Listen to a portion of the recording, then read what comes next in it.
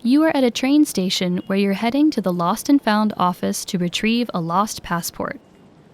According to an email you received from the train company, what things do you need to provide to the staff?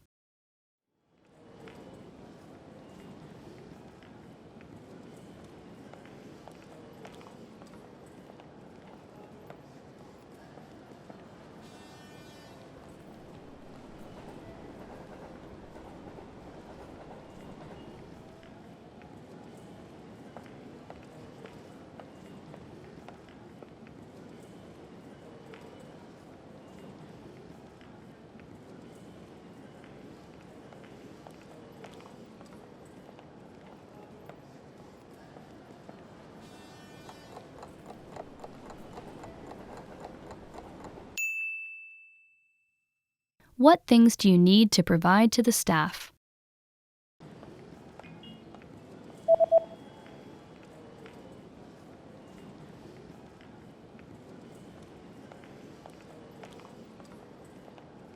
The email says that you need to present a valid ID card and to pay a small fee.